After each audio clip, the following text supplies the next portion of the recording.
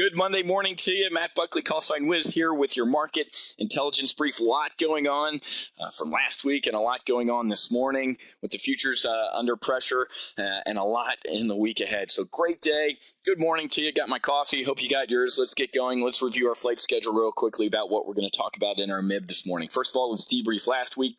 What happened in the market with the jobs report especially. Let's take a look at why the futures are under pressure this morning. A look at our short-range radar with the week ahead. And then finally, we're going to wrap it up with a trade on Morgan Stanley on the financials. So let's take a quick debrief about what happened last week, folks. Well, job report on Friday left the market, the guys standing there just rubbing their face like they got smacked. And they can be forgiven. Why? Because the ADP numbers that came out earlier in the week were great. People were like, whoa, champagne corks, jobs, recovery's well on track. And then the real numbers come out on Friday. 18,000 jobs added, which everybody thought they dropped to zero by mistake. It was supposed to be, triple-digit number there. Weakest reading since September, folks. Jobless rate went up from 9.1 to 9.2%. Just absolutely horrendous numbers there, folks. But here's what the market did. Futures were down, triple-digit loss. I thought we'd be down 250, down 200. And, of course, the market cut those losses in half by the end of the day. They're just whistling past the graveyard here. Absolutely unbelievable. But this time last year, we were seeing similar news. It's a soft patch in the economy, and everybody knows what's happened since last summer.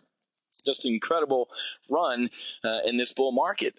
So I think a little bit of that is baked in here. Yeah, it's a soft patch, but the traders really believe that this is just kind of a hiccup. I do not. I'm a perennial bear on this with this jobs report. I talk to retail traders every day. I'm out spending. I see people and their habits, and I really think we are whistling past the graveyard. So just really bad news. And more importantly, folks, if you take a look at the real jobless issues. It's called U6.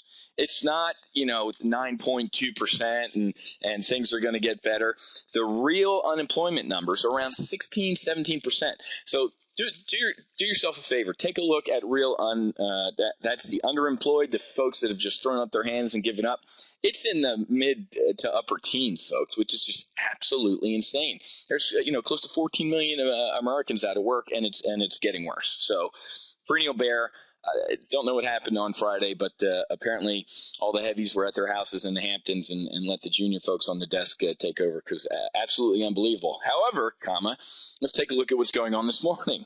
We're seeing another day where the futures are under pressure, down triple digits right now. Why? A couple things. Italy and Greece. Here comes the pigs, folks. Portugal, Italy, Greece, Spain, Ireland was another I in there, but Greece, they're trying to figure out how to say the word default without saying the word default. So the Eurozone issues with Greece continue, but more importantly, here comes Italy. Now here comes Italy. It's going to be the new Greece. We're going to see that in the news a lot going forward. U.S. financials also over the weekend. A lot of folks reporting that financials are not going to do that well in earnings season. Earnings season officially kicks off today with Alcoa. Well, I'll say unofficially. They always say that. Unofficially kicks off with Alcoa. Well, unofficially kicks off with Alcoa today. So it'll be interesting to see how Alcoa fares and how the market reacts to that. But U.S. financials have been hit recently. Unlike the transports, where a FedEx and a UPS, are leading indicators of a potential recovery or a problem with the economy because people ship. The more people are shipping, businesses are shipping, et cetera, it's usually good news. But U.S. financials can also be another canary in the coal mine. And the fact that a lot of 50-pound heads are saying, hey, financials aren't just going to hit their numbers, is causing the market to pause this morning.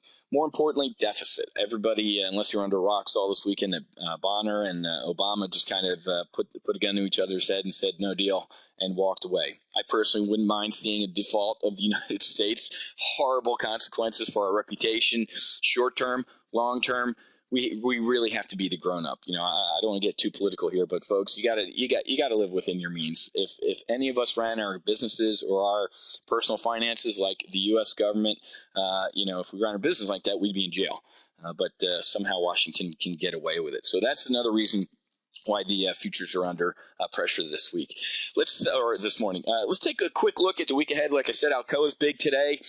Wednesday, big day. Fed Chairman Bernanke talks in front of the House in his semi-annual economic report. This is going to be big because with this jobs report and the, quote, soft patch that we're going through, folks are already whispering the QE3 word. I'm like, seriously, let's pour more gasoline onto the fire in an attempt to put it out. So QE3 is probably going to come up in some shape or form in his discussion Wednesday, Thursday, and Friday. Two big earnings reports I want us to focus on because that's going to take us to our trade. JP Morgan Chase reports on Thursday and Citigroup announces results on Friday.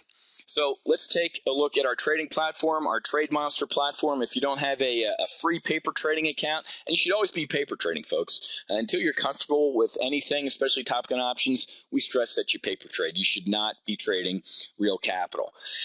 Right now, taking a look at the XLF. The XLF is the financial ETF, the Select Spider ETF. It's been underperforming the S&P year to date. So it's one of those mid-teens. It's been hanging around the mid-teens since I can remember. So here's a one-year shot of it. So the XLF underperforming the S&P. Let's take a look at a specific trade on Morgan Stanley. Barron's had a great post this weekend about Morgan Stanley. Again, coming off the highs back here in the winter, right around $30. Now we're down in the low 20s. Never, not a good looking chart. Strategic mindset for me, however, long term is bullish on Morgan Stanley. A lot of their trading operation, just for many reasons that we can tell you here at Top Gun Options, we are long term bullish, short term bearish. So if you're new to options and you're scratching your head, well, how do you make money on a trade like that? It's called a diagonal, folks. So what you do is what we do is we take a look at leaps. We take a look at a tactic, not a strategy. We call them tactics here. Our strategy, like I said, is bullish long-term, bear short-term. We're going to take a look at these right here. And actually, I got filled, so let me take a look at this trade.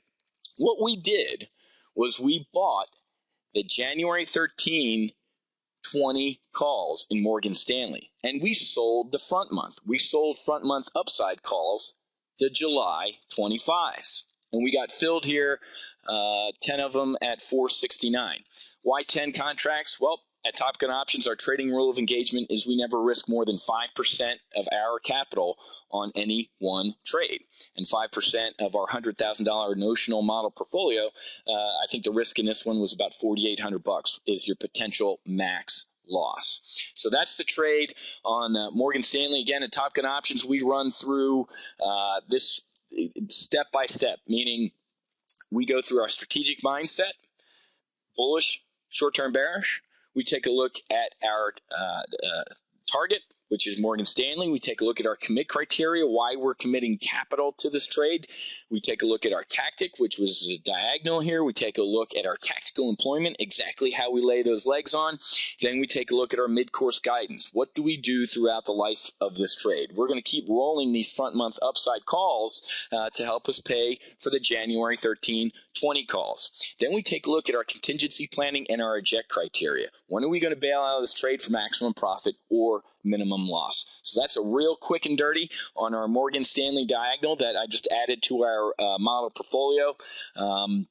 And if you're interested in more of these types of tactics, go to topgunoptions.com and be more than happy to help you out. So going to be an interesting day. Going to get back to trading here. Matt Buckley, call sign Wiz, with your market intel brief. Happy hunting. Make sure you hedge.